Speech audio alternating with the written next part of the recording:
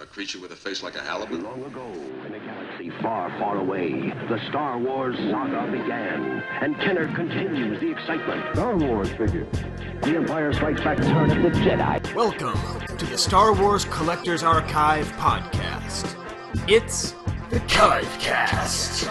Kenner's Star Wars action figure. Lando's halibut-faced co-pilot takes center stage in this month's show as Skye and Steve return to the silver mic after taking a little hiatus for personal reasons outlined in the show. The Broc Walker comes on to discuss Nien Nunb Hardcopies, Toltoys, ToyShop auctions, proofs, a Coca-Cola tumbler, plus an epic market watch game that proves that James Bond is better than Prince on the next Vintage Pod. Wampa Wampa. Welcome to Kivecast 102. Steve, it's good to be back recording a real episode again. Yes, yeah, it's been, I feel like I say this all the time, but it's been a little while. It has been. Well, you know, we're approaching our 10-year anniversary. Yeah. And in our old age, we're taking a less, panicked pace. We go at a good pace. Yeah. I'm drinking from my Emperor cup. As I mentioned a few months ago, I retired that for my kids using it because it turns out the amount of lead in them is dangerous after 5 touches. Yeah, something that tells me we that one had quite a few more. Yeah, and I'm starting to doubt the wisdom because it tastes funny. Like the water tastes funny. So halfway through this episode, I might either sort of pass out or switch my water cup. So good. That was episode 102. So we'll see you guys next month. Oh man, yeah. No, it's good. It was nice to kind of start thinking about a classic style episode again, and I think this is going to be a fun one. Yeah, so. we're going to be talking about who I call Nien Nunb. Yeah, we will be talking about that, Steve. I might have a change of heart. I've been thinking about it. About your pronunciation? Yeah, about my pronunciation. Because it's important to admit when you're wrong. So if the rest of the world won't do that, maybe I'll have to. Yeah, you got to fight the fight. Yeah, but it's been a long time. So our last real episode, Steve, was 101, and that was the one where I sort of had the interview with Michael Havens tacked on at the end. Yes, right. Yeah, how was that for you listening to that, Steve? We have not talked about this, by the way, since I put that on the episode. I don't think we definitely haven't. I just remember feeling strained. Yes. by the time it was over, and I felt strained on your behalf too. So it was my own strain, but also secondhand strain for both of you. Really, you both seemed pretty strained by the time it was over. Yeah, it was a funny thing because another thing that's happened kind of recently. Very good friend of the podcast, Chris Georgulius, somewhere on Facebook, sort of took a swipe at the podcast and sort of talked about how it's like my show, and that you're kind of along for the ride. Which, well, first of all, Steve, what do you think about that statement? I don't know, man. That's I'd say there's truth in the sense that you got it going and you asked me to help out, but I don't know. I mean, I feel like it's a good team effort, right?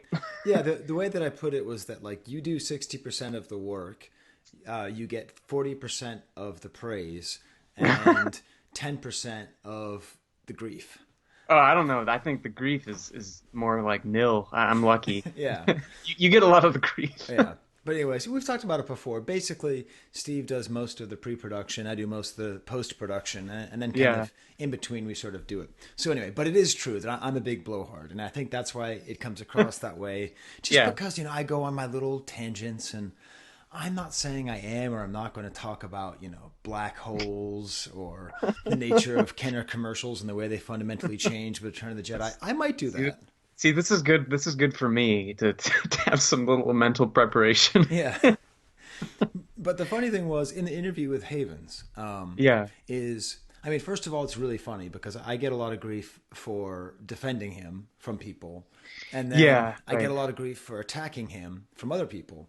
So I get that you've been losing that war for a long time. I get it coming and going. But the interview was funny because it's the only time in my entire life, Steve, that I've been absolutely shut up. Like, I was, I felt like I really understood what a, like, when you watch, politicians, being interviewed by great interviewers, and I'm not calling myself a great interviewer. I think I'm an okay interviewer. And you're like, why don't they just interrupt? Why don't they just like stay on topic? He just changed the subject and they're just going to let him do it. I am never going to do that again. I totally understand it. I appreciate that Mike was on there to put his show forward. He's got a lot of money on the line. I'm not criticizing him. I'm sort of criticizing me for like not knowing how to get, because I just want to talk about the drama and about the hobby and about all that stuff. No, I think that's the source of my secondhand strain. I can sense that very, very clearly. Having known you for as long as I have, I'm like, oh, this isn't normal. Yeah, because all I care about is a good product. And I know that doesn't really come through with the fact that a lot of stuff I do, a lot of people don't like. Like the goofy stuff. It seems like I'm trying to bother people, but I mean, that's sort of the reason, Steve, that we don't do any sort of like promotion for other stuff. I mean, very rarely. Yeah. I mean, like, the Hakes auctions are coming up, and that would be good content if we got some people who are participating in that. But, screw them. See, I didn't even know that was happening. So there you go. Yeah. Anyway, so that's a little bit of feedback at the front. But I will say one thing. The Kid Stays in the Picture, the documentary about Robert Evans, the producer at Paramount. There's a famous line in it where he says, "The name Bob Evans gets ink." And I will say this, that Havens gets ink. Like you mentioned him, you talk about him, numbers spike. He's absolutely like this magnetic center. And so I had to bring that up at the beginning. So we at least get someone to listen to our show about Nien Nunb, Steve. Yeah, we definitely had to do some groundwork there. Yeah. But that's not why we have not released an episode in a while. And no. We obliquely mentioned it on our wonderful Jonathan McElwain episode. Yeah. Where we talked about cakes. That was just a delightful episode. I did have quite a bit of fun with that. That's and that opened up a whole other mystery box that we will have to circle back to at some point soon. But But Steve, what exactly has been keeping you busy these days? Well, so we're going to be having a new member of the crew moving into the Eagle Rock studio. You're getting a new dog for Digby? No, but Digby's going to have an accomplice, I'll say. Yeah, we've got a little girl coming in February.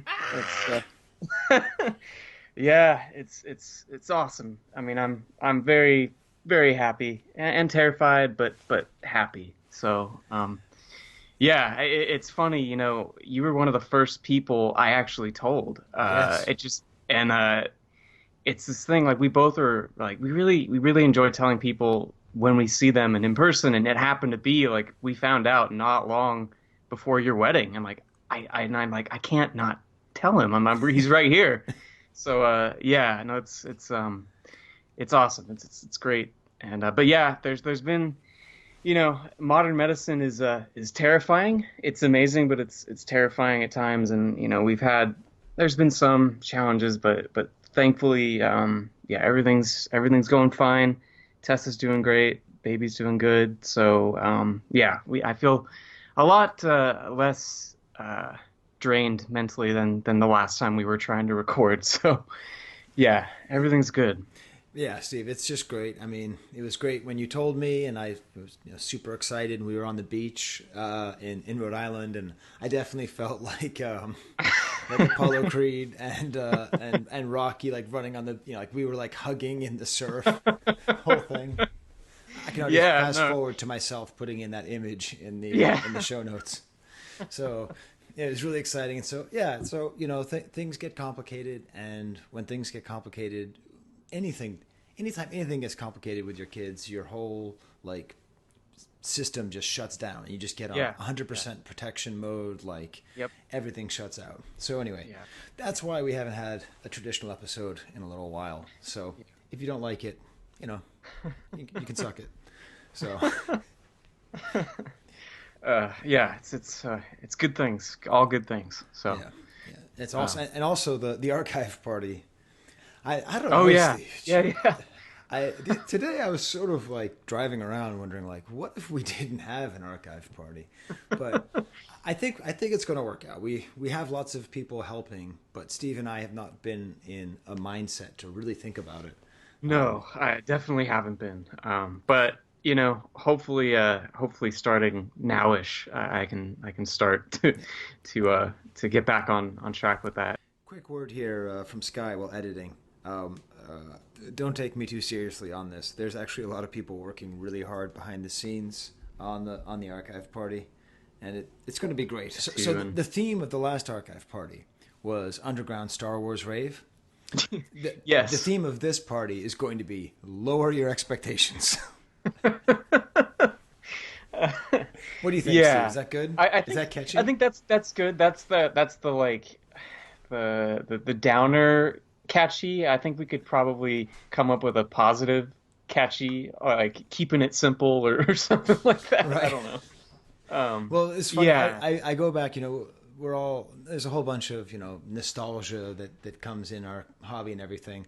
And I don't have a lot of great Christmas nostalgia because I'm the youngest, and by the time we reached me, basically the Christmas energy was out. My Right. brothers lived like 15 minutes away, and we had to wait till they woke up at like noon. And I remember one year my grandmother declared, "The theme of this year is small." and I remember just being a little kid, like, "Oh, that's fun." So yeah. That's definitely going to apply. I think this round, which is it's okay, It's okay because Chicago is a complete blowout. We raised all that money. I say the charities get less money. I say we charge less money for tickets. I say we maybe bump up the number of people if possible that can go, and maybe just bring it back a little bit more to the original one, just a little bit less impressive. Just because that was exhausting. Things, it was a lot of fun, but also it can get a little overwhelming, and I just knowing what the next year or next forever really has in mind. Like I don't know if I'm going to be able to put quite as much mental capacity towards it. I can do it. It's child rearing isn't as bad as they say. I've got you and our guest to go to. I think is awesome dads. Yes. Awesome Star Broc. Wars dads. Broc's going to be on here. Yes. Yeah. Mr. Nien Nunb. Yeah. Mr. He's our Nien Nunb. And also, I thought, obviously, you're not going to go public with a name, but if you wanted to honor both Broc and I, and it's a good name because it ends with an A. I was thinking Chewbacca. So you can use it or not. You don't even have to say it came from me, but I'm just throwing it out there. No? Yeah, no. That's you know what? I've banked it. Okay, I put a pin in it. Good. Because I already told Tessa. She said she's totally on board. So. Oh, okay. Good to know. Oh man, yeah. So now that we're 12 minutes in, we can actually talk about Nien Nunb. Yes. We've talked about havens, which is the most important thing in the hobby at all times. We've talked about you having a baby, which is almost as important. So, yes, Steve, what are we going to talk about with Nien Nunb? Well, I mean, I'm going to just warn you. I have a lot of just probably dumb trivia that I found that really excited me, that might completely bore you and everyone else. But I feel like I struck gold with as Broc calls them, old flapjacks. Yeah, I think that's the place to start. Really, is okay. Well, I mean, no. I'll interject where I want to start because if you have a lot of things, I'll just interject. Because this whole thing is about the co-pilot, right? And so, like, if we agree with the Jorguliusian concept, that you are somehow a co-pilot as opposed to a co-pilot, you get what I mean on that, right? Yeah. Right. Then you should definitely be driving the Falcon for this one. Which, by the way, I think he does most of the work on the Falcon, anyways. Okay. So I think that's a good assumption. I think it's a solid take. I think you're probably right. Because realistically, Lando's just in the back bonking the computer, you know? Like, if you go to the new movies. Yeah, no, I mean that's you got to take that into account. Yeah. So when it comes to just the origin of Nien Nunb, I thought like maybe the best way to look at this is kind of through the descriptive text in the script, because he doesn't have any dialogue, but there's all these descriptions that really, to me, they say so much with so little about who he is and what he does. And then they have there's tangents that kind of come from these, which I can bring up. But I think maybe we should start by just saying or acknowledging that he's really more of a Muppet. I always thought he was a guy in a suit, and then when I found out that, you know, like, I feel like when I finally found out or saw those just like creepy images of them testing out his puppet with the guy kind of just going underneath him and animating him, like, oh my God, that was not a guy in a suit sitting there next to Lando. That was a Muppet. Nice. And ever since then, no matter when I watch Return of the Jedi, I can't help but notice his Muppetness. And it's not it's not a bad thing. I think it's awesome. It's just crazy how, like, once you discover the you know, illusion, it just completely changes the way you see it, like, permanently. But yeah, I don't know. Did you ever pick up on that he was Muppet-like when you were younger? And no. Did that change when you found out?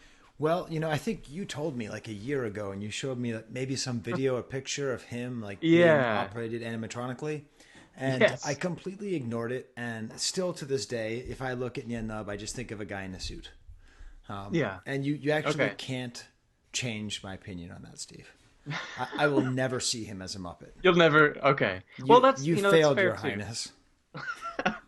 Well, you know, to be fair, the guy Mike Quinn, who was the main puppeteer back in the day, nowadays when he's doing the character, he does pretty much do it in a suit with a giant head on, which is cool. But yeah, it's just odd that, like, I guess they kind of increased his role during production, so they had to kind of go back and try and make the Muppet look more real, and I guess it worked. You know, it really doesn't.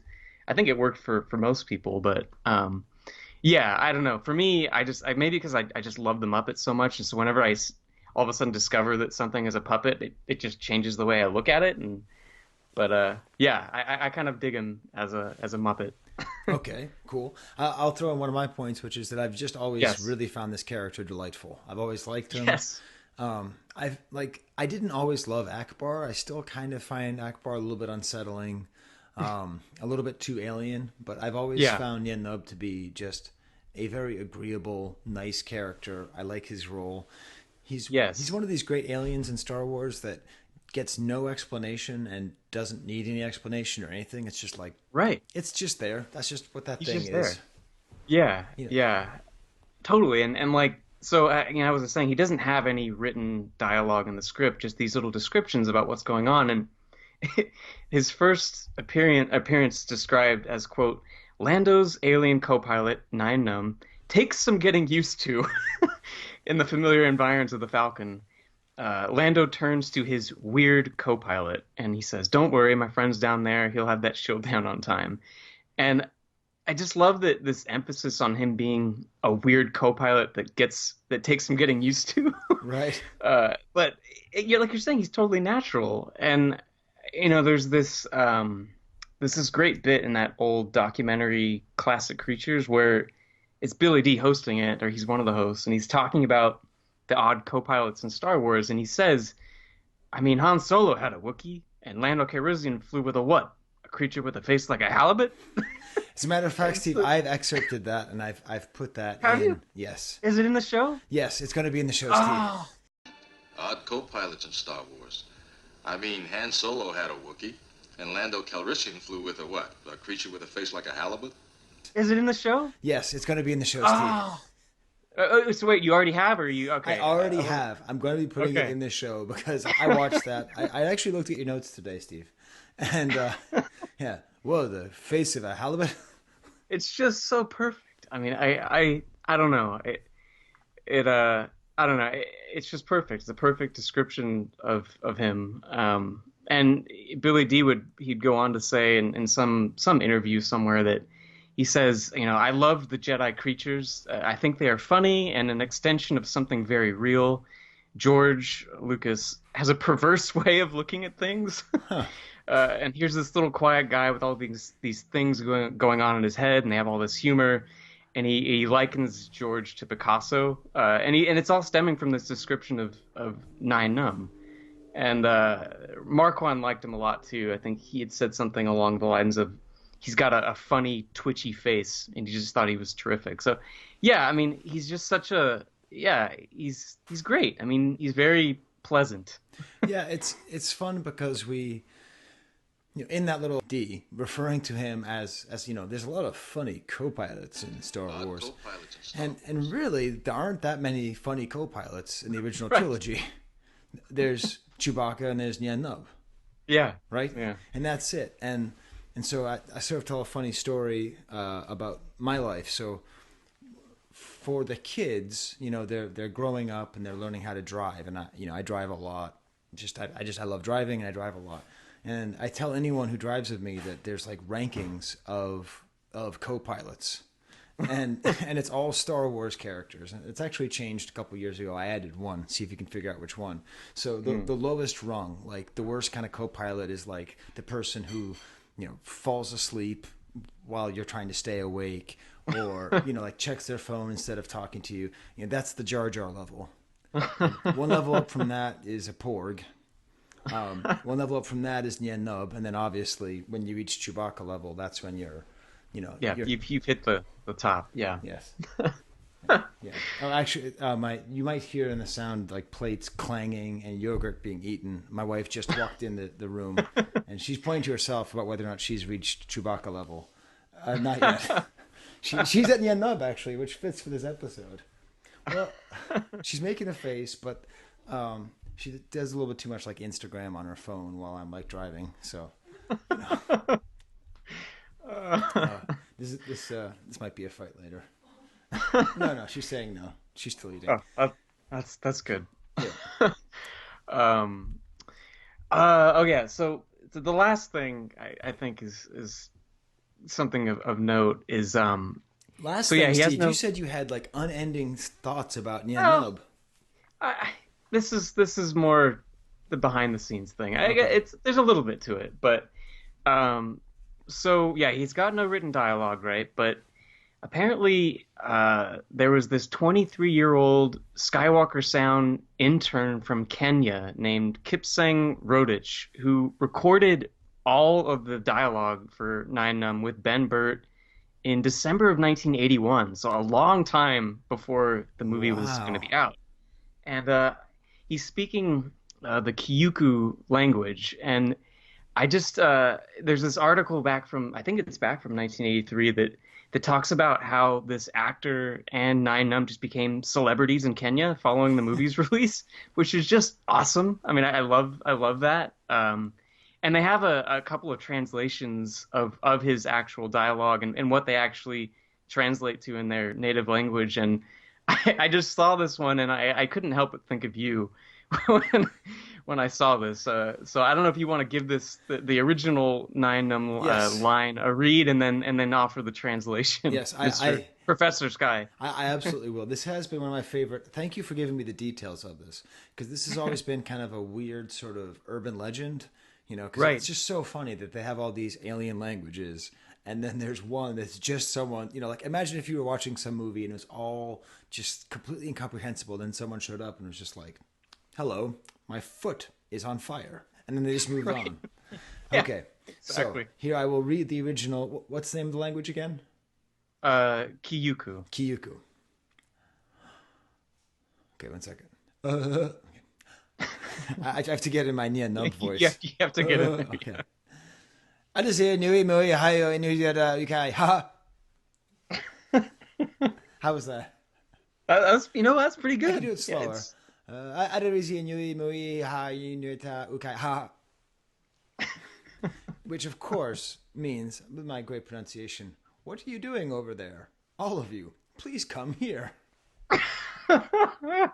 Oh, it's so great. Yeah, which must be, you know what that's like? That must be like for them the way it feels for us when you see Peter Mayhew speaking under the mask with Chewbacca and the outtakes. Yeah. He's like, right. What are you doing with that old man? He's a fossil. Yeah, totally. Yeah. Nice job. That's Thank you. I tried to read it quickly because I was thinking it's not like he's like, Adarizi in Yui, Mui Hao in you the Ukai. Ha ha. Right? I mean, that's right. not... Yeah, you got it's a rapid fire pronunciation. Yeah. All of you please come here. That's just All of you please come here. Now one of the weird debates about Nien Nunb, and we have to get to it. It's the 500-pound labia in the room. What is it? No, not you. My wife looked at me like,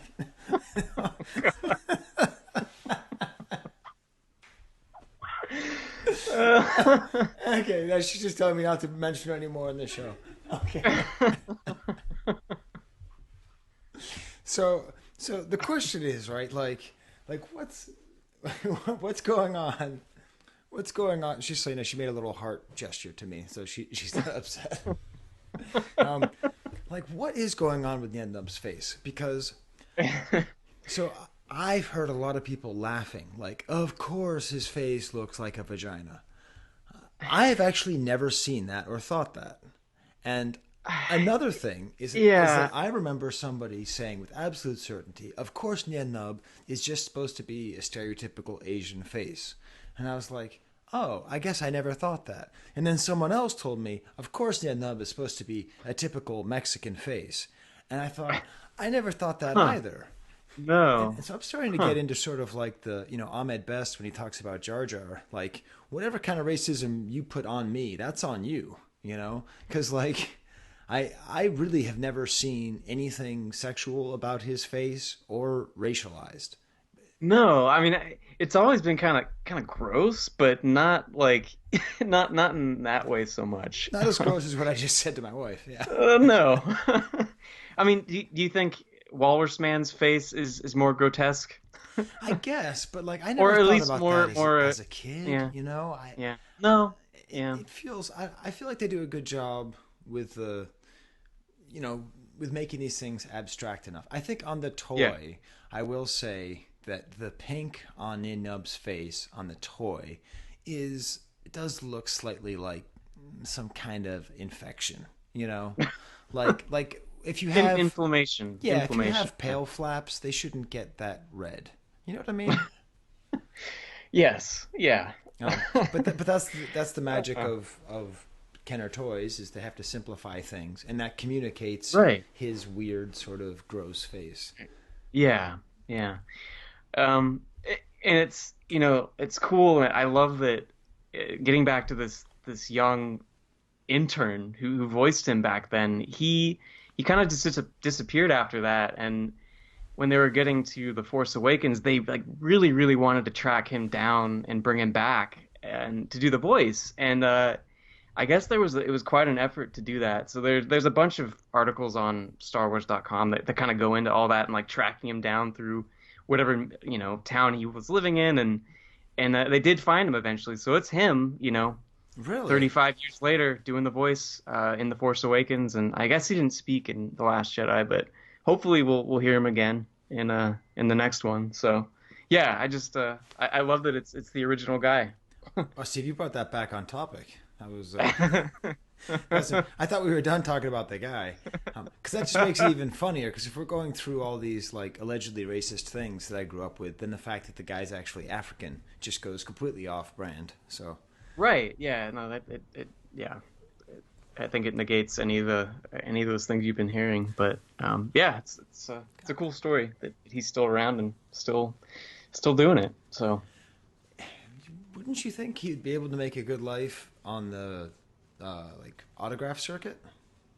You would think so. I mean, I feel like a lot of characters, or character actors back then, they've been doing it for a while, and I would think he would be up for it now. I mean, the voice is half of the performance. So I would pay $20 to get his. I would get his autograph before the other guy. Yeah, it's true. Yeah, I wonder if he'll start doing that now that he's kind of been rediscovered and is at it again. Yeah. But hopefully. Well, Steve, I have written a Skye-Ku.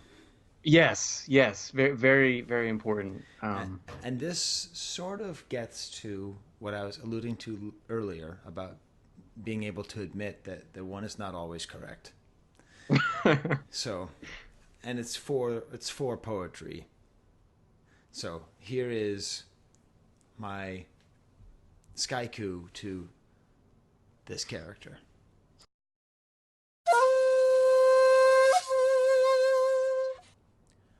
Six, 7, 8, 9. Numb to danger, bravely flies. In black hole he makes. Oh wow, very good. Do you see how I made it numb to danger?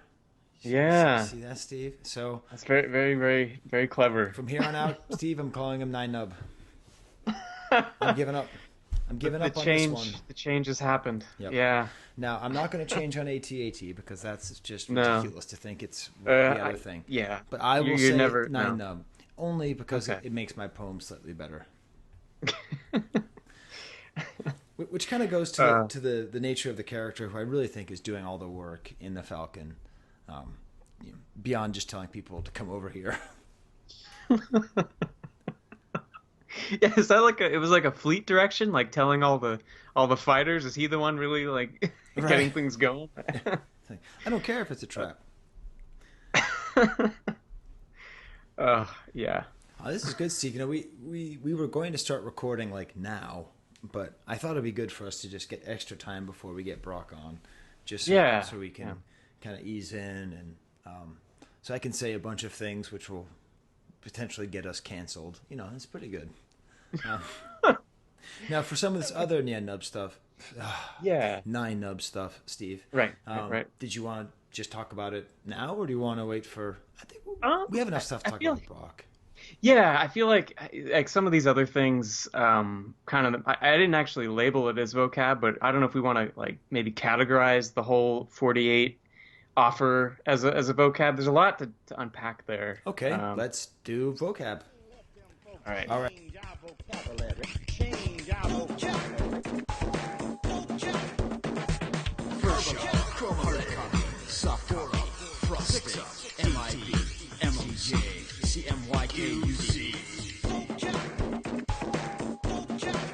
It's vintage. Okay, Steve, I wasn't expecting a vocab. So what is the word of vocab we're going to be studying? So I guess we'll go with the 48A Nien Nunb special offer. I don't know how else to really describe it. 48A, Steve, but you mean what do you mean by? You mean ROTJ 48A? That's right. Yes. That's correct. Because obviously there's 48A, B, and C in Empire Strikes Back with the Akbar offer. We're talking Return of the Jedi. Yeah. Return of the Jedi 48A mail away offer. Okay. Yeah. So right. what do you want to say about this, Steve? Well, I guess there isn't a ton to say, but I guess the key thing is that Nien Nunb was the first Jedi figure on Jedi cardback mail away offer. So like you'll see the little. It's very similar to the Akbar offer, I think, but it's a free Nien Nunb figure. And what I love about this is his description on the little like catalog insert thing, the little sheet of paper that was sent out with the figure. And I don't know if you want to just read the whole thing or just part of it. I did. You saw this? I have it in front of me. Return of the Jedi. Yes, Return of the Jedi. The next chapter in the Star Wars saga is coming to theaters. I'm getting ready for Broc. Is coming to theaters on May 25th, 1983. In Jedi, the Rebel forces prepare to launch a full-scale attack on the Empire's ultimate new weapon. Reinforced by strange aliens from faraway galaxies, the Alliance will once again. One second, I need to stop here. Not from faraway galaxies. There's only like one galaxy in the Star Wars galaxy.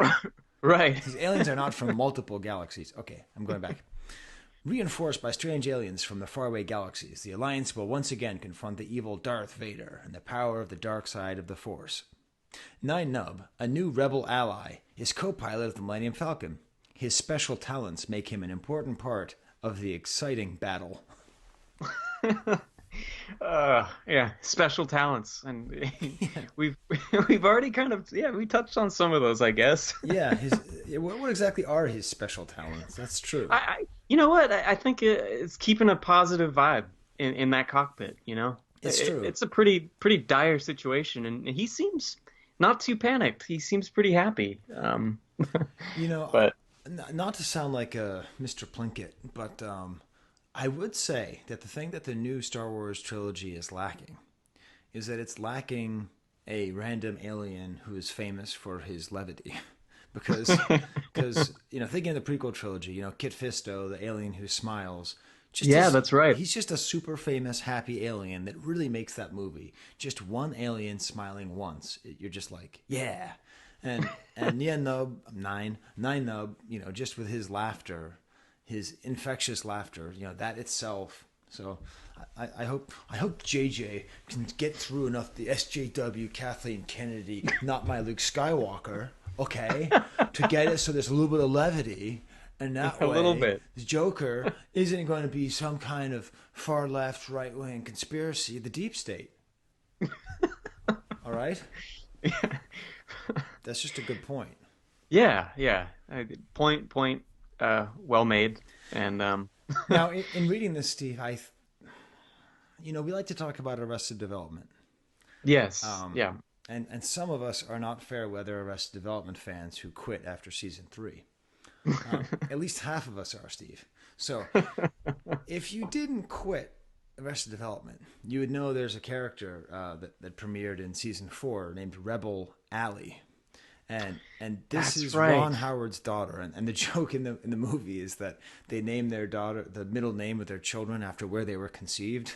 So it's Bryce Dallas Howard, and then Rebel Allie Howard. And I was thinking about it like Rebel. I don't understand why did they choose the name Rebel? Mm-hmm. And so it's my theory that Mitchell Hurwitz had the Nien Nunb offer, and he saw the new Rebel Ally is a co-pilot, because that's what it says: Rebel Ally, Rebel Ally. Yeah.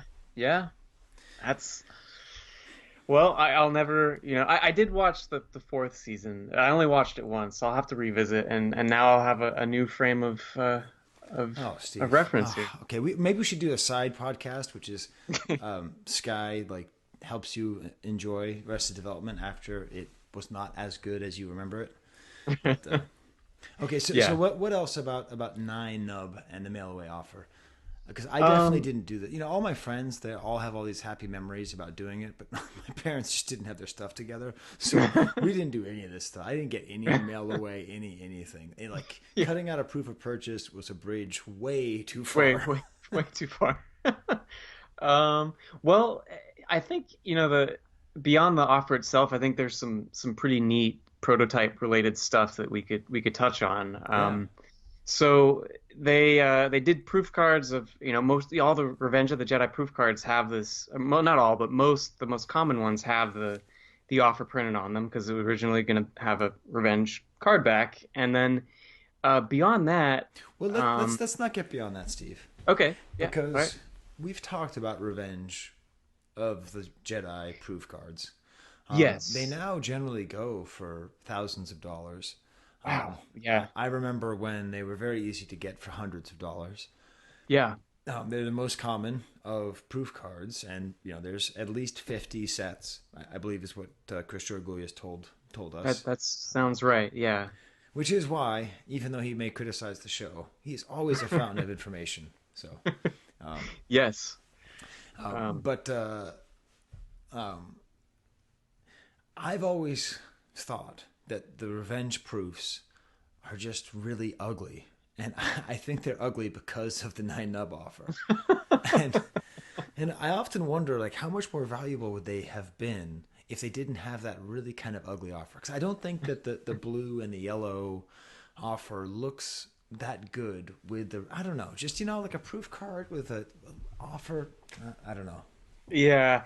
Well, yeah, I guess the offerless revenge stuff, it's far tougher to come by to begin with. But yeah, I think I could see what you're saying. Like if, say, this whole run had just been done offerless, I think it could get even crazier in terms of what people would pay for them.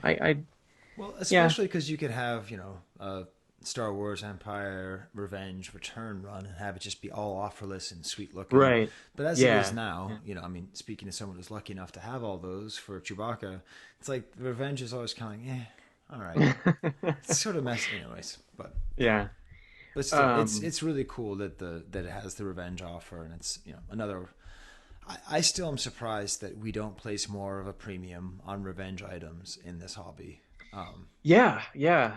It's because true. When I was starting to collect, I was drawn to that. When I remember feeling like I was part of a special club, knowing that Revenge was the original title. But yeah.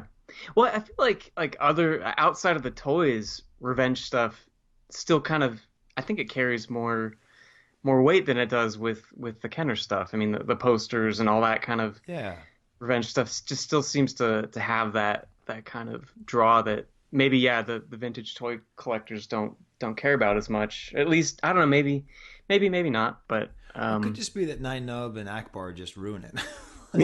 yeah, that's a possibility. Yeah, he's a weird they seem alien. to take away the specificity of the Revenge offer because we're so used to the Akbar and Nien Nunb offers anyway.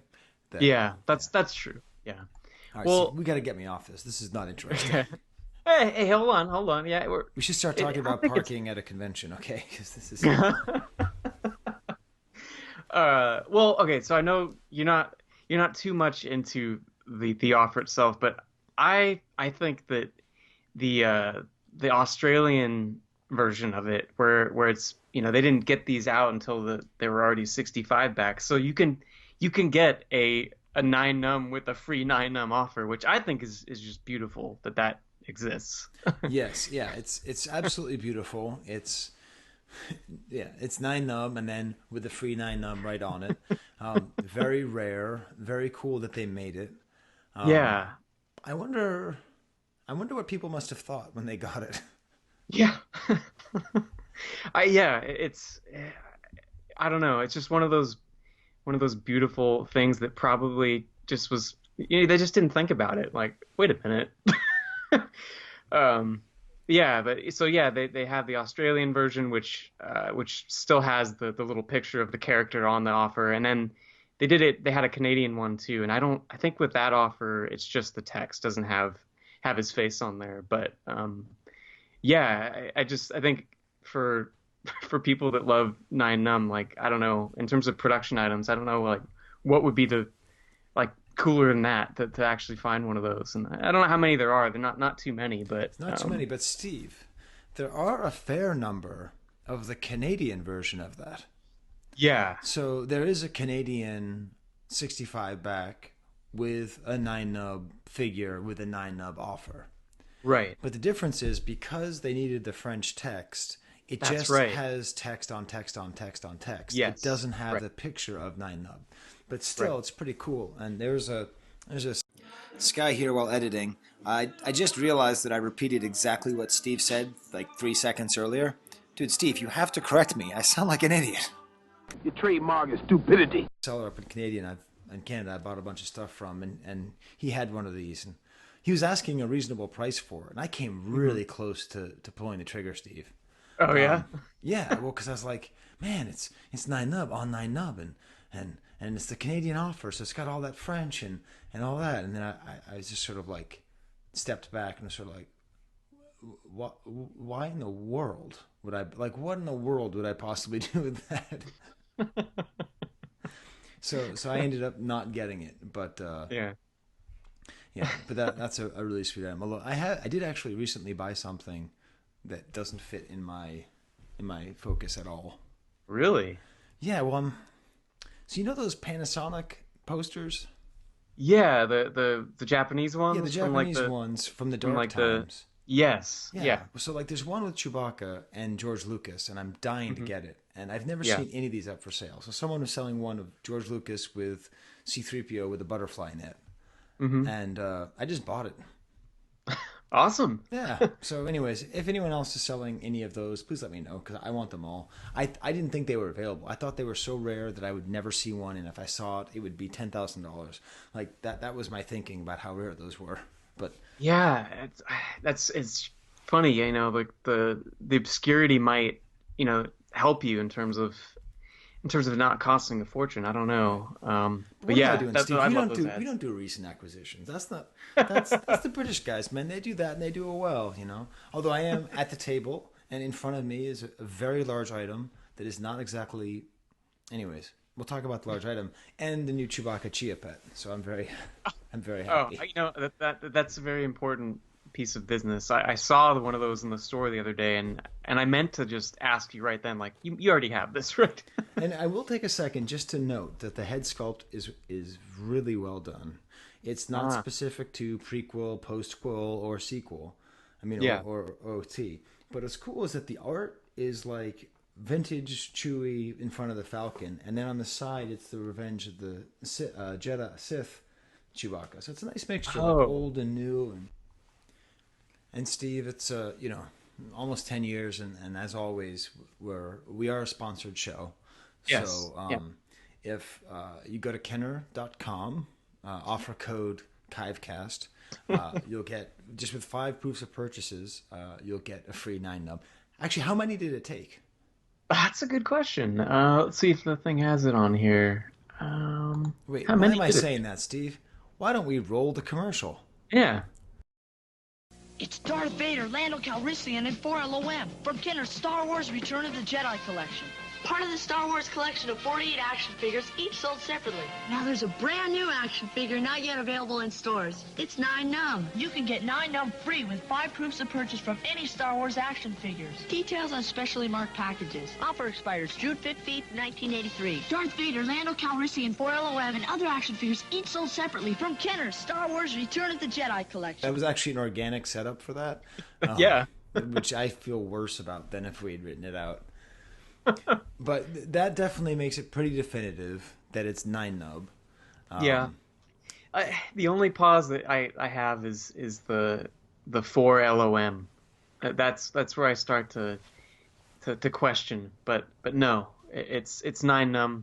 That seems certain. But And I promised / threatened you with a thought about this commercial. yeah, that's right. Think about the commercials like this is a new kind of commercial because it is 0% about kids playing. It's No. 100% about kids collecting. Yes. Yeah. The whole absolutely thing right. is just a kid in front of all 48 figures and another kid, you know, showing off the one figure, and then you see the proofs of purchases, which it was 5. Yep. 5. And I don't know. I wonder if that's because they knew that some of the kids would be an aging demographic. I wonder if they thought that this would be like a cool way to do it. Yeah, no, you're totally right.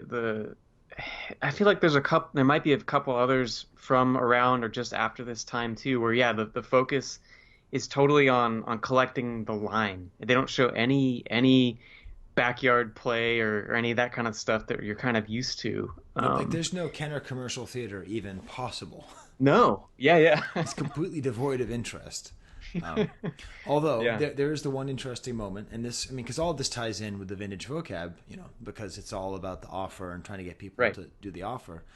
But there's this interesting picture, and it's of a kid pointing to a Chewbacca, and it's a carded Chewbacca, Right. but it's actually a common proof card. Yeah, it's got the revenge. It's the revenge card, right? Yes, Yeah. it's the Revenge Chewbacca, which of course has the orange nameplate. Part of Mm-hmm. my eternal mystery. Why, for Power of the Force, did they change Chewbacca's nameplate from yellow to orange? Why, Mm-hmm. on Revenge of the Jedi, did they change his nameplate from yellow to orange? Yeah. What is the deal here with the orange Wookiee thing? But what's cool is it's actually a mock-up, so the figure's on there. And I actually asked around some people who might know about whether or not this figure's ever been found.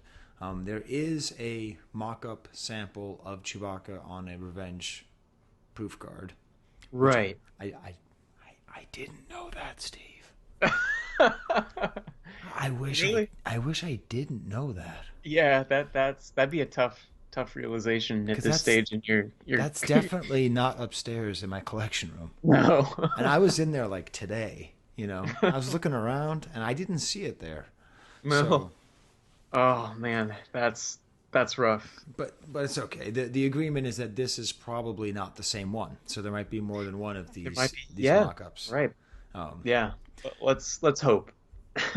And then kind of a fun idea came to my head, like imagine if you were a Nien Nunb super fan and you wanted to collect every single carded figure that had Nien Nunb on it.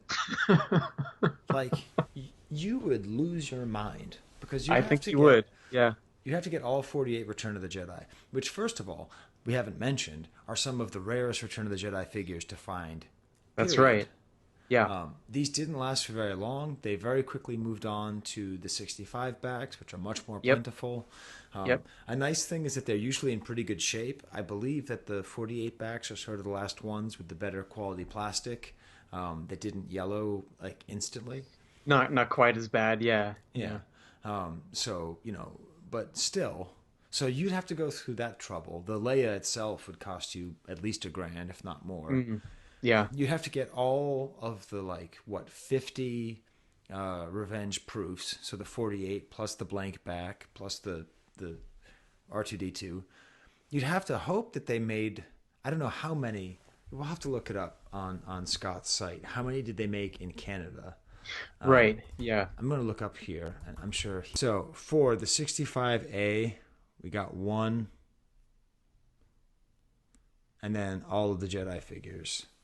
So it seems like there are at least 18 or maybe more.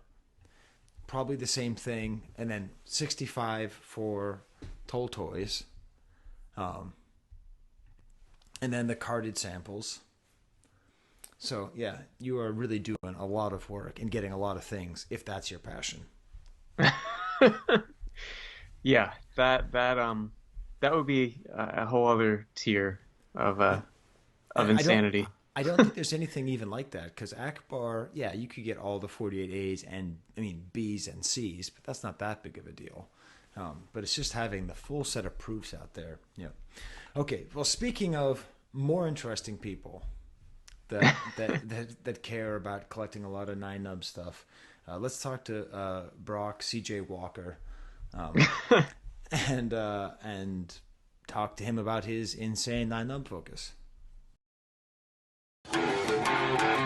He will rock you, and he will walker you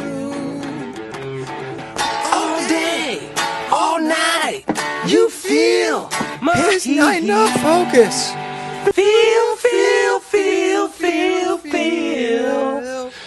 Feel my Yankees fan who also likes Prince. Yeah.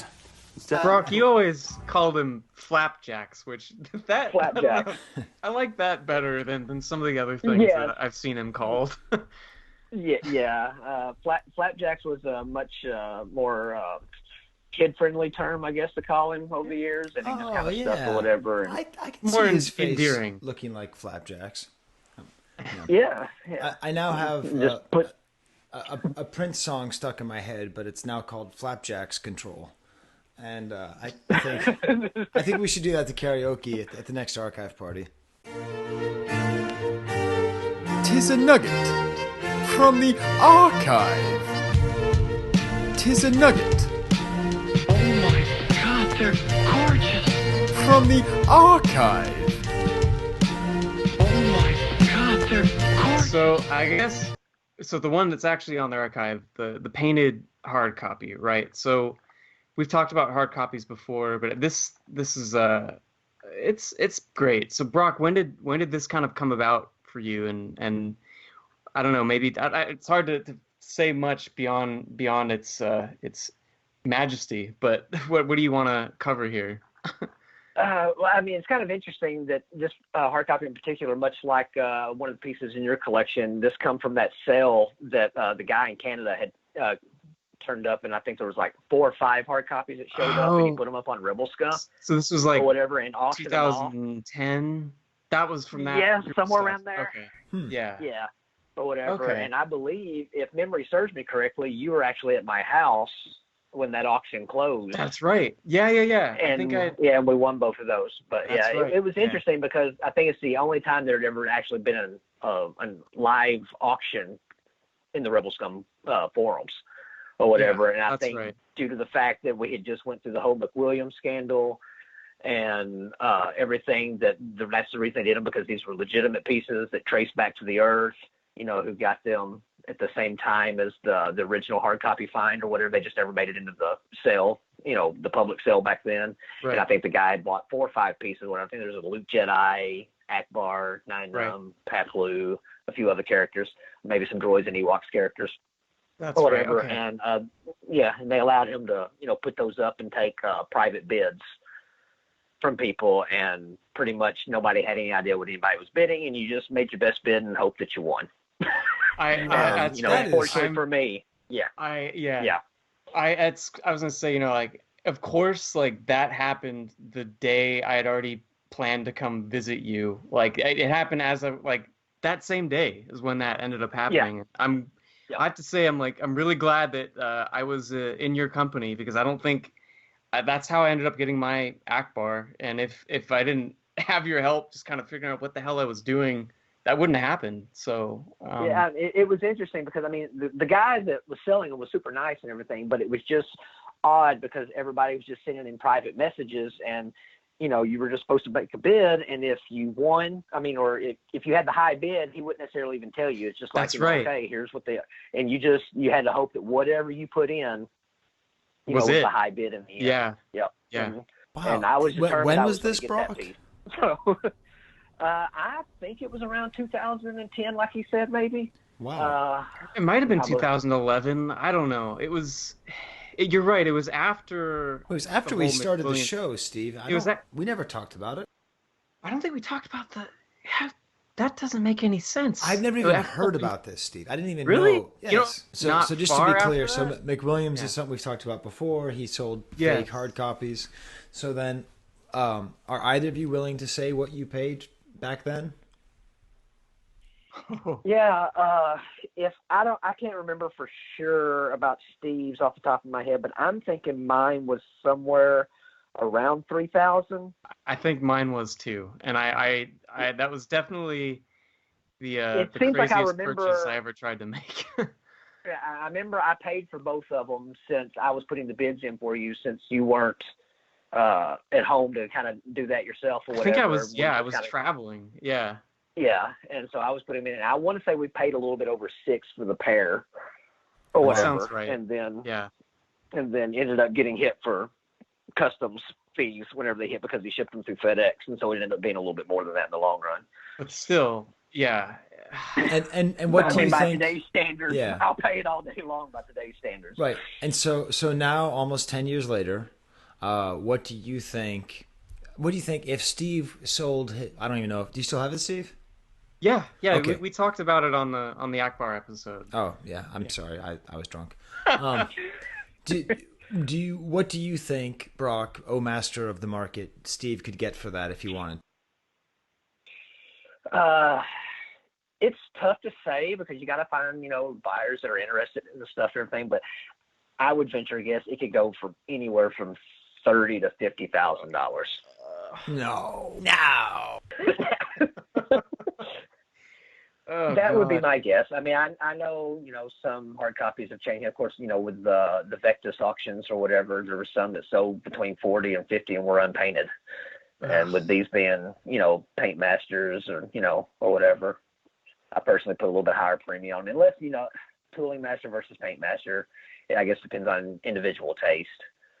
But Yes, no, I would think between anywhere from 30 to 50,000. With it being a secondary character, you're probably looking at the lower end of that. But then again, with Bib Fortuna selling, for 40 plus, or whatever is an unpainted one, and then you add all the buyer's premiums on top of that. Who knows? Wait, Steve, did you not know that? I mean, I knew it'd be a lot, but I guess I kind of hadn't really thought about any of them selling recently. Yeah. That's just insane. Now, Brock, what do you think my Chewbacca Chia Pet would go for? All right. Now, I said something to you, Steve. Should we talk about this? Yeah. Well, I think it's a perfect segue into Brock's next piece. So we're talking about a first shot here, right? So, do you want to talk about what you sent me, Skye, first to kind of set it up? Yes. Chris Jogolius scanned all of the ToyShop catalogs. So we've talked about ToyShop. It was a black and white, like weekly, monthly. I think weekly. Oh Jesus, I need to know this, Steve. It was weekly, right? I don't know it either. So don't feel too bad. Great. Just when I thought I wasn't going to get an angry message from Jogolius. So. And they would have things that you could bid on, kind of like the blind auction that Brock is talking about, where you could send in your highest bid and you would get it. And this is from May 13th, 1994. And in it, there is, of course, a Takara Chewbacca missing the strap and the weapon. And I'm pretty sure, Steve, I have that one in my collection right now. I think I have that exact one. That's the one? Yes, because I remember getting that. No, Steve, I'm actually talking about the Nien Nunb prototype, red body, red arms, black legs, and gray unpainted head. Yes, yeah. So is that now in Brock's collection?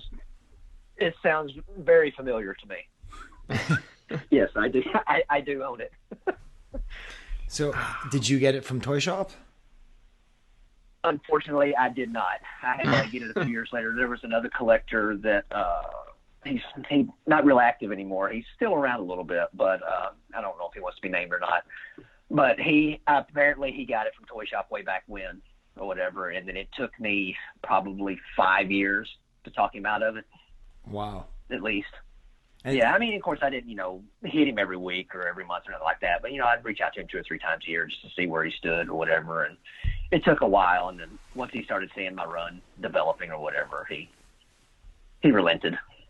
Wow. Yeah, that's awesome. I love being able to see items actually from the earth. So if you have that and I have the Takara, then we could actually just recreate this whole thing if we kept going. Yeah. There's a TIE bomber loose. I'll get that one, Brock. Don't worry. There's 4 prototypes of the Biker Scout. You just pick up those. Yep. Which ones are those? Because I have some Biker Scout stuff too. Do I have the ones that are in that same thing? Black with orange head, unpainted body with painted head, and 1 mint loose. No, I'll get that one. I might have the. I was about to say I might have the mint loose. I don't know, but I don't have the other 2, unfortunately. Oh, yeah. This is. Well, you're off to a start. I think you got 2 down. But yeah, so this I don't know. It's a in terms of first shots, it's neat in the sense that it's kind of wacky looking, and it's got on the back. It's got some writing. Is that right? Yes, it has the vendor initials. UI and it says FS, so I assume it stands for first shot, but somebody might be able to correct me on that. Yeah. But I mean, it's dated, but there's no holes in the feet, and it's completely non-production color, and it's unwelded. It's a really cool piece. It's one of my favorites for sure. Yeah. Okay. Should we move on to another highlight? What do you think, Brock? You want to talk about the proof card next? Sure. Right. So what do we have here? This is, I think, to me, these are some of the most underrated proof cards that are out there. There's not a lot of them in existence. They're all, one-offs as far as I know. But during the transition from the 48 back characters to the 65 back characters, before they had the artwork finalized and everything, they decided to mock up some revenge proof cards with black and white photos pasted on top of said cards. and the photo was, I guess the card chosen was to mimic what the background color of the figure was going to be on the final production thing. With Nien Nunb having a blue background on his card back, they chose mine in particular was Princess Leia. Right. Nice. Original Leia Revenge is card. Yeah, I mean it's a great combination because most of them, there was a lot of Bespin guards. I think there may be one out there that has Han Hoth on it or whatever, but I want to say 15 of the characters have showed up of the 65 back release characters of these. Nyhazel had them years ago or whatever, and they sat on his list for a while and just completely overlooked. But to me, they're some of the coolest pieces that are out there. Yeah, because it's this combination of black and white and color and And I mean, go ahead. I was gonna say, this particular thing kind of inspired one of my favorite pieces of weird archive party ephemera. Yes. We went to great lengths to recreate this for Nine Lives, our cat character, as a mock-up. And so Jared and Chris did an awesome rendition of this where they even on the back they created a Princess LaPerm cat Leia as the back. So it was just, I don't know, stuff like this just it makes me remember how much this kind of weird stuff means to us. And I don't know, I love that paying tribute to an item is as awesome as this in that way. But well, I mean, to me, anything that's handmade like that, I mean, chromos and proofs are great, and I love them and everything, but, those are printed off and such, whatever. But these are actually, somebody had to take the time to sit and cut these things and hand make them to mock them up, to see what was going to look, get or whatever. And to me, they're some of the nicest pieces out there. And a lot of people don't even know they exist at this point because, once they disappeared in the collections back there, you definitely never hear of them changing hands anymore. Yeah, I can't remember any of them selling. Pieces. Yeah, if you're out there, it's been a while. If you're out there and you ever feel like, hey, how come none of the really cool pieces ever come up for sale? It's because 100% of them go through Broc. So, whatever the thing is that you want most, whatever your grail is, Broc is currently doing a 3-way trade with 2 other people that aren't you. And actually not him. So 3 entirely separate people, and he's going to trade your grail, You just don't know it yet. That's the thing. You don't know it yet. Yeah. I've been guilty of that in the past, sure. We'll go with that. All right, and Steve, we're going to get to Market Watch, which I'm pretty excited about. But before that, we've gone through a lot of these beautiful Nien Nunb offers and why does he love them and Flapjacks and all that. But this Unloved thing, Steve, I don't even know if I'm interested enough to even talk about it. So what is it? Hold on. There was one other important piece from Broc that we didn't cover. The artwork for the Sweepstakes poster. Okay. All right, Steve. I guess that's probably cooler than the Coca-Cola cup we're about to talk. Spoilers. Okay. So, all right. So there was a sweepstakes, right?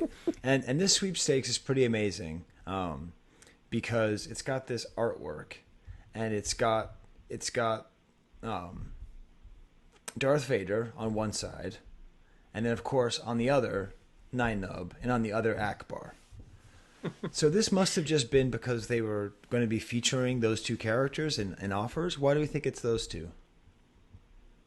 That would be my guess at that point, with them technically being the first 2 Jedi characters to be released, I guess.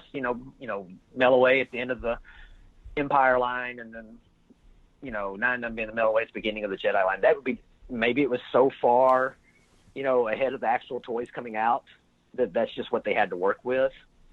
And maybe, I don't know, maybe Kenner thought that they were going to be way more important than they ended up being. I don't know. Yeah. But it just makes sense. Maybe that's all they had to work with at the time. Yeah. So this is the original art for Sweepstakes. What was the Sweepstakes? What was the first prizes? What was the grand prizes even? Grand prize, I believe, was one of every Return of the Jedi toy. Really? And a trip to the premiere, if I remember right. Yeah. It's a preview of the new Star Wars movie movie Return of the Jedi, and you could be there if you're one of 5 grand prize winners in Kenner's Star Wars Return of the Jedi Sweepstakes. Grand prize also includes Kenner's complete Star Wars Return of the Jedi collection. Entry deadline April 1st, 1983. Thousands entered. Only 5 win the grand prize. Details on posters and entry blanks at participating stores. Your entry gives you a chance to be one of the first to see Return of the Jedi. So it's a pretty ridiculous prize. I would wonder, I wonder who ended up actually winning this. Yeah, that'd be. It's funny because last year maybe I got an email from or a message to Facebook or something from Jared Clark or whatever, and he pointed me to an auction that was on eBay, and it was actually a list of all the winners from the sweepstakes that Kenner had printed up or whatever, had all the actual winners listed. Yeah. Yeah. And I immediately bought it because I had the poster, and I've got some other sweepstakes stuff. Of course, I've got the shelf talker, and I've got some other internal stuff from Kenner about the sweepstakes or whatever. And it's the first time I'd ever seen such or whatever. And, it's got all these kids' names and cities and everything listed on it. So it was kind of neat seeing a list of winners because there for a while I wasn't even sure if anybody won, to be honest with you. I never heard anybody, any announcements or read anything about any announcements. So it was kind of neat to see a winners list. Okay, so, all right, one thing here. The 5 grand prizes is a once-in-a-lifetime adventure for you and a thrill for the whole family. Win a trip to see one of the U.S. previews of the most spectacular Star Wars movie yet, and take your family with you. Plus, one of every Return of the Jedi toy in the Kenner 1983 line. So, I don't know if you know this, Brock, but, our best friend in the whole world, Stephen Brahi Daniels, actually does a podcast about movie experiences. Did you know that? I've heard of it. He talks about about going to theaters and stuff. It's great. So I think if you had the names of the people who got to go see this Kenner contest, I think that our good friend Steve would actually track that down. So I'm going to do a 3-way trade. Brock, you give Steve the names. Steve, you track these people down and find out what it was like and find out if they still have their figures. And if they have a Chewbacca, get me one. And this is so cool, Brock. I didn't know you had that. Yeah, it was completely out of left field. I'd never, seen such or heard a thing. And Jared just, seen it and it's like, hey, man, I think you need this. So I went and checked out to see what it was, and it was pretty affordable. It had a buy it now on it. And I didn't even think about it. I just jumped on it and bought it. Man, it's just a piece of paper with a bunch of names, but it's cool. But it means so much. Yeah, that's awesome. It ties in with everything that I was doing. Like I said, the artwork was one of those pieces that I wanted for a long time. I remember when it turned up. It was back in, 2007, 2008 maybe, that it turned up and was found. And I wanted it then, and didn't work out. And then I've been after it forever. And I was able to get it, about 3 or 4 years ago, I guess. Yeah, what's crazy about it too is the actual produced poster. It's all the characters they're photographs. They're not hand drawn. Yeah, but this art is all hand done. All hand done. It looks like it's marker. There might be some watercolor involved too, but for the most part, it looks like it's all done in marker. And whenever it doesn't do it justice to see a picture of it, but whenever you get right up on it to see the detail in Vader's helmet, the way that they used markers to make, all the angles and everything of his helmet, it's amazing. It really is. It really is maybe it's one of my very favorite pieces in your collection for sure. It's near the top. It may be my favorite piece. It's neck and neck with a couple of pieces up there, out of my collection, my favorite things. So really, because it's. So the final poster was photographs, but this is painted? Yeah. This is all hand drawn with marker. Everything, the whole thing's done with marker. So it's not really the original art. It's a mock-up? It's almost like a concept piece, Yeah.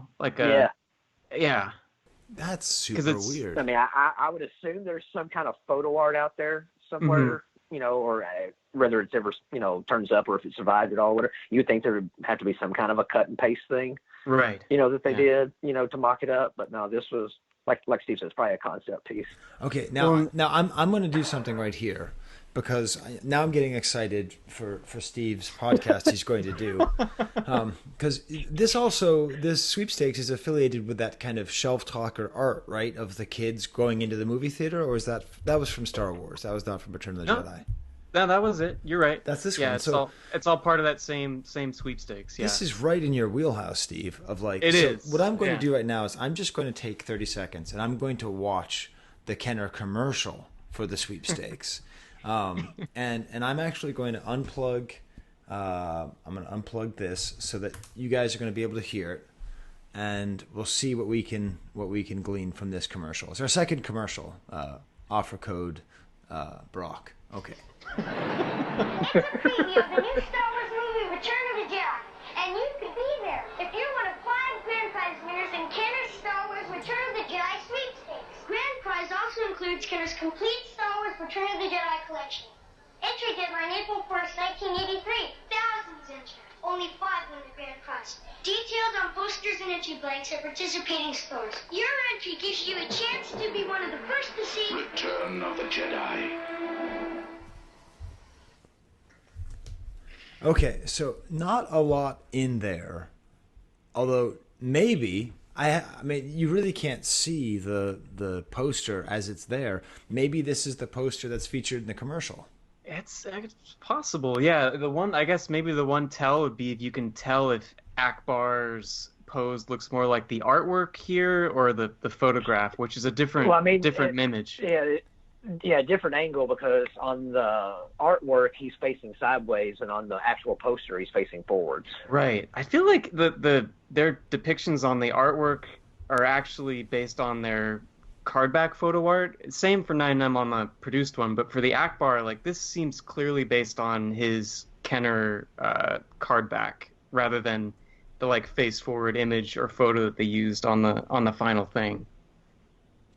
Yeah. All right. So let's see. Which one looks forward? So Akbar in the official poster, he's kind of facing forward rather than side fisheyed. All right, then that's the poster that's featured on the commercial. He's looking straight forward. This is kind of reminding me, Skye. We actually, or Jasper actually witnessed this commercial in our panel. Ron, I think, actually talked about this. Oh, he did? Yeah. Oh, that's funny. You might have, Skye. You clearly, it wasn't you. You weren't present. Yeah, I wasn't there. I missed your panel that year, Steve. I heard it was great. But yeah, no, I think he actually played that commercial in the panel.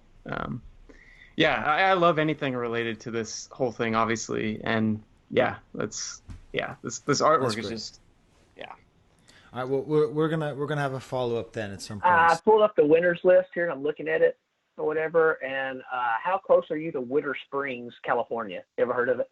I have not. Huh. Okay. Well, apparently one of the grand prize winners is from Winter Springs, California. All right. Well, hey, that's a place to start. and there's 5 grand prize winners, and then a pretty decently long list of first prize winners. Well, we only care about the. Although I am curious, like, what counted as a complete collection? Like, would you have just gotten the 17 new figures? Would you have gotten all 48, all 65? Like, yeah, what are you actually getting? Good question. Right. Yeah. Yeah, because I mean, what did they say? Just the 1983 Return of the Jedi line. So I mean, but if it comes out in a Jedi package, shouldn't it be considered part of the Jedi line? Mm-hmm. Yeah. And did they come loose? And if you were the kind of person who would have that list, would you be the kind of person who would like actually track down the people to see if they had any of those items like stored away because they won them but they were too old and they just joined the competition for fun and they're sitting up there in their attic? See, I think we could do a whole like investigative journalism side podcast just on the five grand prize winners. Well, and the 50 people who got a complete Jedi collection. I mean, come on. Yeah. Get to it, Broc. What are you doing? Stop delivering mail. Stop listening to Rainbow Bridge or Graffiti Bridge or whatever the hell it is. And get going to track these people down. Well, I'm looking right here, Steve. We've got a first prize winner in Beverly Hills, California. Whoa. Hey. Yeah. That's a good lead. In California, actually. There's actually quite a few people on the first prize list in California. All right. Huh. Well, all right, Steve. So we've talked about your dang movie-related paraphernalia. Are you happy now? Can we talk about the stupid unloved item now? Yes, let's talk about the stupid unloved item.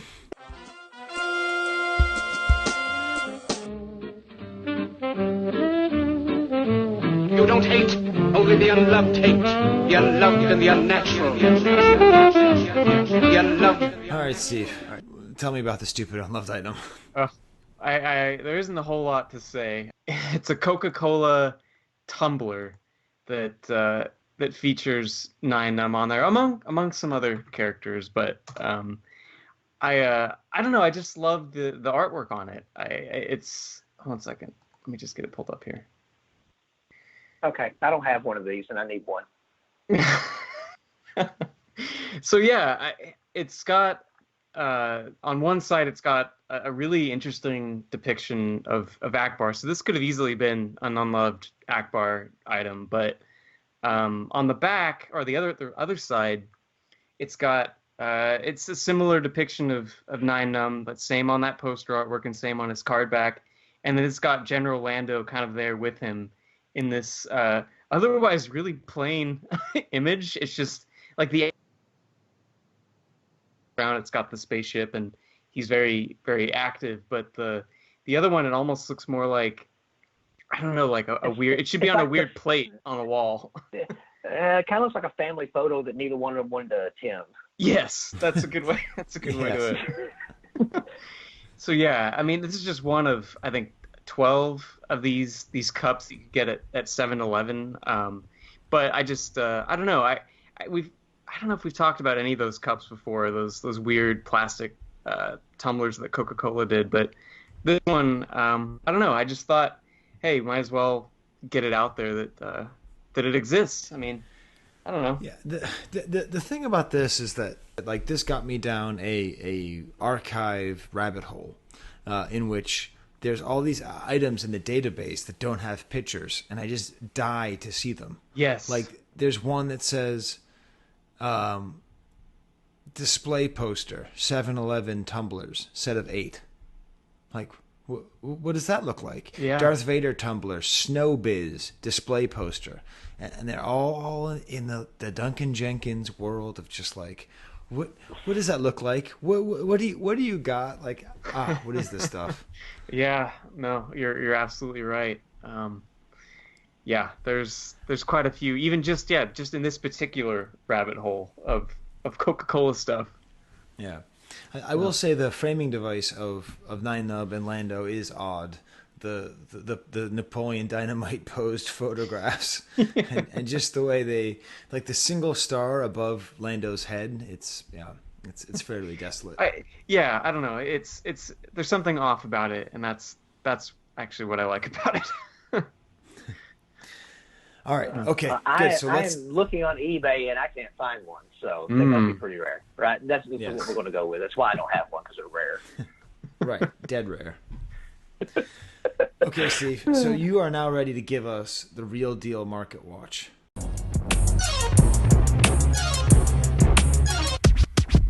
$1 Vlicks. Market watch.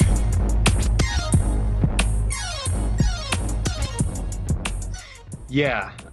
Are you guys ready? I am ready. Sure. All right. Do it. So this is coming from a report that Fredtastic Pete did towards the end of the summer. So they're not Nien Nunb items. They're just general vintage craziness items. And I've got 4, and then I've got a fifth one as a potential tiebreaker if we need it. All right, up first we have. Wait, what are the stakes, Steve? Oh, I don't know. See, this is where we always get lost. Okay. Well, you're the one that usually comes up with them, so. Okay. If I win, Brock has to say that James Brown is better than Prince, and if Brock wins, I have to say Prince is better than James Brown. Simple. Yeah. Okay. Simple. Okay.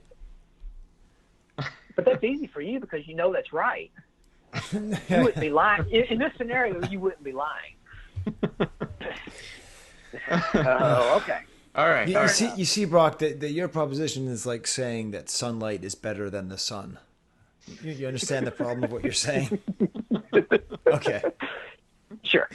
Okay. All right. I'm ready, Steve. Describe the items. All right. Here we go. Item number 1 is a mint on card Ben Kenobi Meccano figure. So it's the square carded Ben Kenobi. It's not graded. Looking on as far as pictures and condition, it doesn't look terrible, and it's got a little bit of looks like some creasing on the corners of the card, but the bubble looks good. There isn't much else to say. It's not graded, so keep that in mind. Okay. But it's not a refill or anything like that. No, it just I think everything should be good. It's just it happens to be ungraded. Okay, but I mean, there's the weird thing where Jawas are common, right? Square cards, and Obi-Wans are not common, but they're the second most common. So, but do people know that? Are people dummy dum-dums who don't know that and spend a lot of money for this? All right, I'm going to write a number, and I've written down on let me get my piece of paper. Piece of paper out here. Okay, here we go. All right, Skye, you have your number? Okay. I've got mine. I have my number. Okay, I wrote down $1,805.11. All right, and what do you got, Brock? I wrote down $525. Oh, those are 2005 prices, Brock. Skye, 1,800. You were very close. Wow. Dummy dum-dums. Thank you so much. It's the Meccano knowledge there. You got your expertise. Going All right. We're down 1. We got 1 round in the. Okay, but when I was in Croatia, we were going along the castle, like where they filmed Canto Bight and all of King's Landing and Game of Thrones. And I was like making a joke about they should film a James Bond movie there, but I said by mistake they should film a James Brown movie. So I spent the entire time walking on top of this medieval fortress, being like, gonna jump over the wall now. It was very funny. So that's the new fun thing. Imagine all James Bond movies, but with James Brown instead. That is. He builds up a lot of suspense. Like, name is Brown. Anyways, all right, moving along. All right. Skye 1, Brock 0. Yes. Yeah. All right. Item number 2 is a radio-controlled R2D2. It's packaged, and this one is graded AFA 80. The dummy dum-dums. This is a nice item, but it's stupid. This is all stuff I don't follow. That's what makes this fun, because I would have had no clue. It's the stupid black popcorn hair. All right. Okay, I have my number. You said it's an AFA 80. AFA 80. That's right. Okay. And it's not a Q grade or nothing like that. It's sealed. I think it's just a straight 80. Yep. All right. Skye, what do you got? $2,660.08. Okay. All right, Brock. I'm gonna go with $952. 952. Yep. Well, 2,200. Jeez. Yeah. Like I said, I don't follow any of this stuff. You have to just start aiming high. Night Train. All right. That's all. The stuff from the prequels. I don't know anything about that. I've always said any movie before Jedi is a prequel. All right. Well, you still got a chance to make a comeback here. Yeah, it's not looking good. All right. Up next, we have a loose set of the first 77 figures. All appear to be complete. It looks like maybe I don't think these are graded. Maybe 1 or 2 is graded. Most of them are just loose, and they have apparently all their accessories. I don't really think there's much more to say beyond that. So 77 figures, Star Wars through Jedi. complete set loose. Star Wars Suit Jedi complete. No Power of the Force figures. No. Okay. Oh, thanks for emphasizing that, Brock. I would have overpriced. Let's see. I pay $4 for each of the Chewbacca's I have. 77 times 4. Okay, I can't do that. All right. I have my number. All right. And I'm writing mine down now. All right, Skye. What's your I'm going to what's go your with guess here? a buy it now for $2,999.99. $29.99.99. Okay. All right, Brock. What do you got? What do you got here? I'm gonna go $34.99. $3,499. Bargain. $2,225. Wow. So, well, that sounds like mid 2000s prices. All right, now we're gonna get back and get the drummer show. And don't say I lose, cause it's a mother. Collar.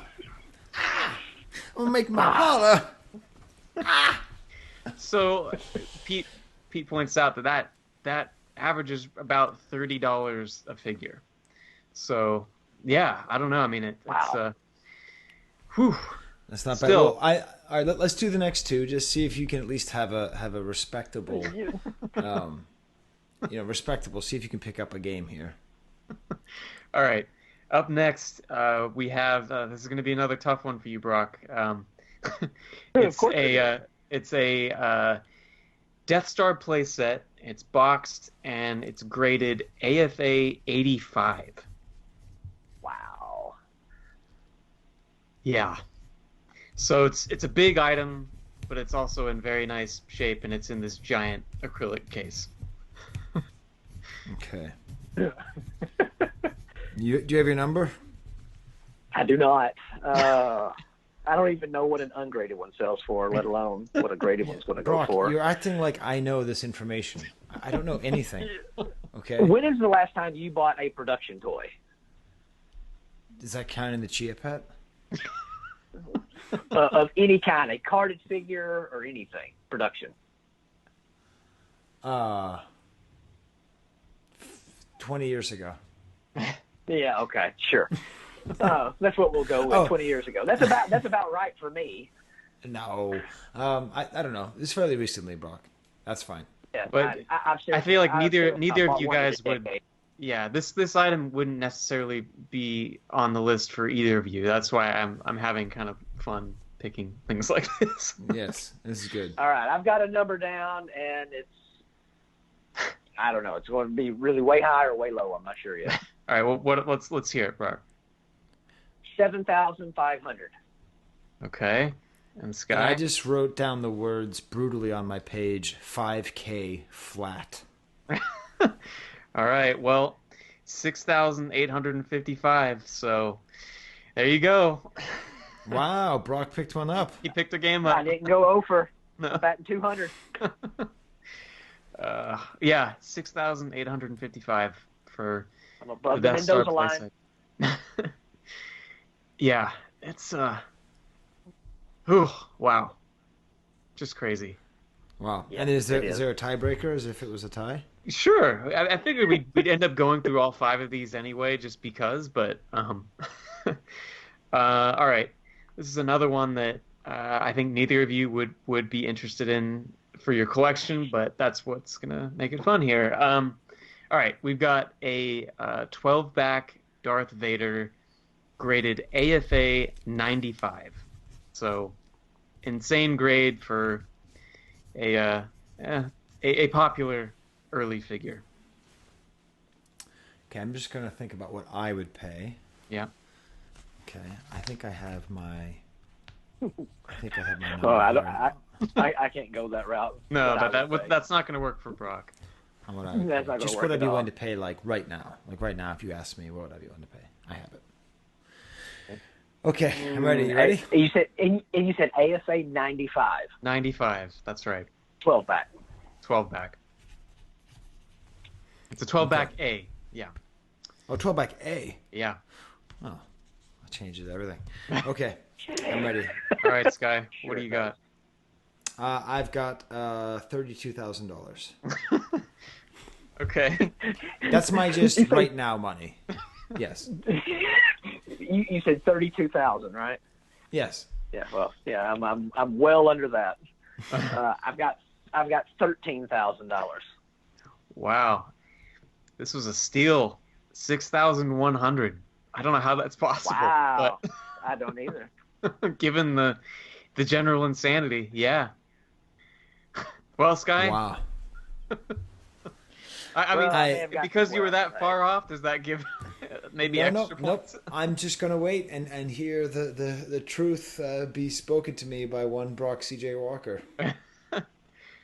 That James Brown was so great that Prince modeled his career somewhat after him. How about that? Fine. I won't even tell you the story about when my friend met Morris Day. That's fine. You don't get to hear it, Broc. Sorry. Hey, it's right along the same lines, right?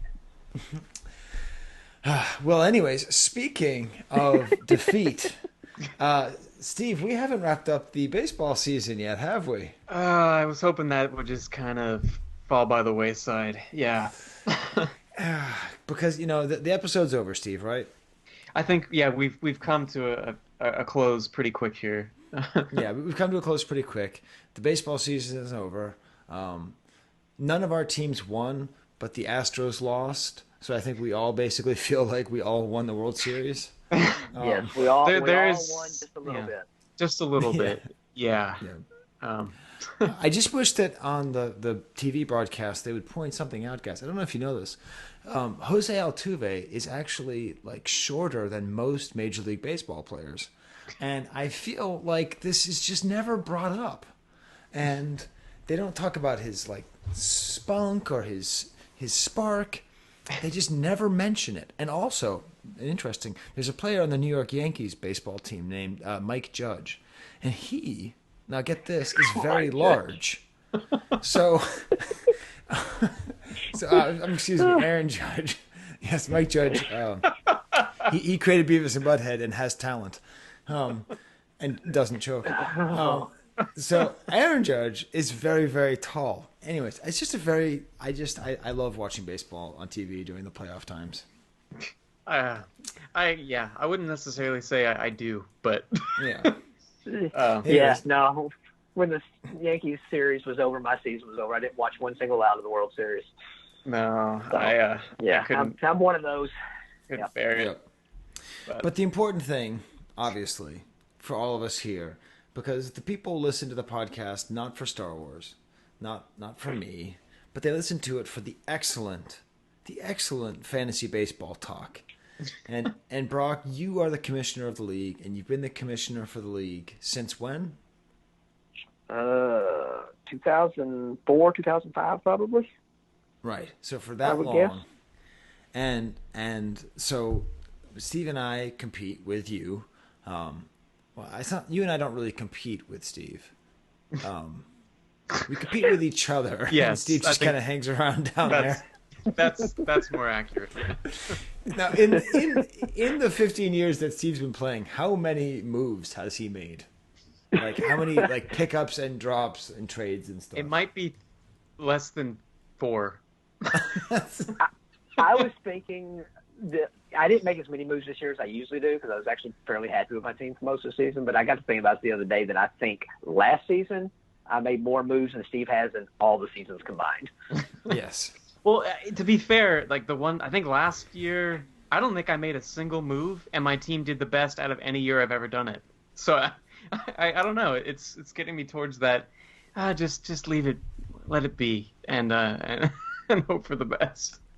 Yeah, but this year was this year maybe one of the best, most exciting years that we've ever had, because it really came down to the absolute end.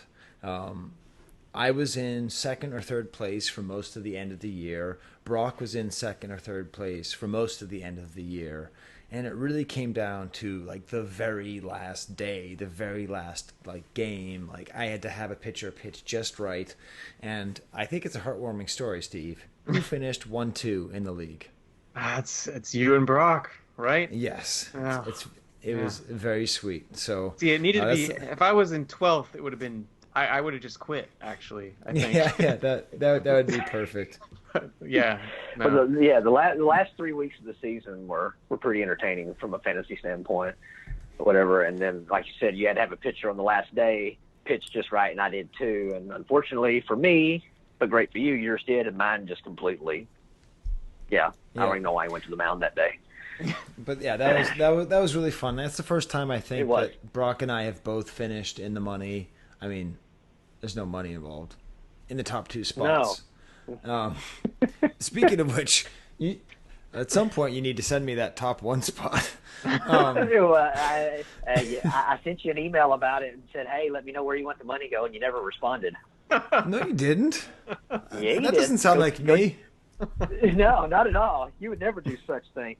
Go look at your Yahoo Sports messages and see if there's not an end of season message. Okay. End of season message in your email. All right. Yeah, maybe you did that. Anyways, Brock's favorite thing is when people complain about his commissioning. So that's that year. That was fun. Steve ended up finishing in 9th, which is not it's not the 12th. Worst I've ever done, but close. And friend of the podcast, Aaron Longbine, Psycho Doogie, he finished. I've never seen anybody finish that poorly. He finished that poorly that wanted to finish even better. I mean, he kept at it all year and was constantly asking people if they would do trades or whatever, and he still had maybe the worst finish I've ever seen in one of our leagues. He finished with 24 points. Oh my God. No, you understand. There were 12 people competing. Okay, I won with 87 points. He came in last with 24 points. 11th, second to last place, had 50. He was doubled up by the second to last place finisher. That is a defeat of the absolute heroic proportions. Oh wow! I'm sorry, but Aaron. He will be one of the first ones to ask me next year when's the league getting started. He's enthusiastic. Absolutely. Yeah. Was it? So good for him. Oh man, that's amazing. Yeah. Well, cool. Well, hopefully people have tuned out by now, except for the other 11 people in our league. And Steve and I will say our own little goodbye now, but let's just say goodbye to Brock. Yeah. As we do that, I got to mention, I think I sent this to both you guys or talked about it before, but there is this image in like a new comic of Chewbacca and Nien Nunb in the Falcon in the cockpit that ever since I first saw it, I cannot disassociate it from the two of you. Like when I think of I don't know, it's such a positive silly thing, but I don't know, Brock, you've seen this, right? I have seen this, and I tried to find the original art for it because I wanted it really badly, and I contacted the artist of the comic book and talked to him extensively, and unfortunately the art does not exist because it was all done digitally. There's no actual physical art for it. Yeah, and he was willing to sell. He said, "Well, I've got some other books that I've done." It's like, you don't understand. I want this one image. Yeah, this is the piece that I want, and it just didn't work out. Yeah, well, that's beautiful. Yeah, it's a really nice image of them pounding it. So Steve, whenever you might want to back up what you said there. It's just Chewbacca and Nien Nunb in the cockpit of the Millennium Falcon, just pounding it out. You know, just two co-pilots. Just in the cockpit. Oh, Flapjacks at it again. Flapjacks and old Red Rocket just pounding it out. But I want you to imagine when your daughter is born, Steve. I want you to imagine Brock and I, just like the Nien Nunb and Chewbacca, pounding it in the Falcon. Well, okay? I want that to be the first thing you think about. I was gonna go more for you're both on my shoulder, over my shoulder here as these guys. Not so much that, but not pounding it out in the Falcon. Well, and not pounding it out over your shoulder either. I hope. No. Oh man, why do I get the feeling this is going to be edited out? Oh, it will not be. I think it's great when two guys can pound it out. It's it's a sign of love and affection. Oh man, it is. It's good to be back doing the podcast here. Yes. Yes. It is. I was explaining to my wife that it's not going to be a crazy episode. I'm like, it's not going to be Gargan Largan.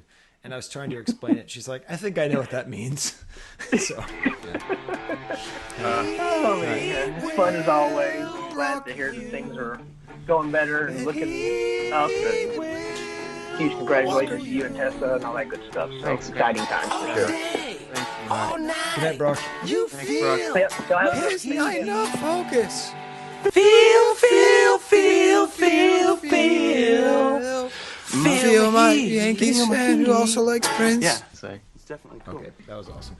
All right, Steve. Well, we already did our feedback at the beginning where we had our Havens talk. Yes, yeah. But, so we're at a key juncture here. Now, there's two ways we can go.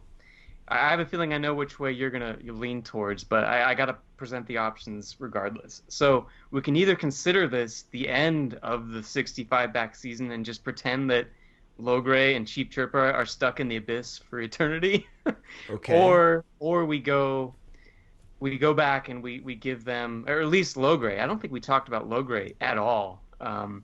We give him an episode in retrospect.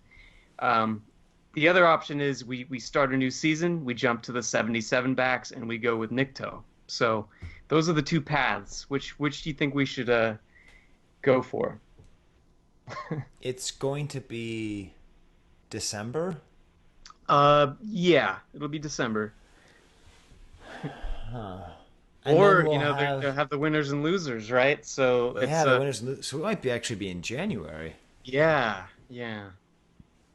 Well, let's do Logray. Okay. Yeah.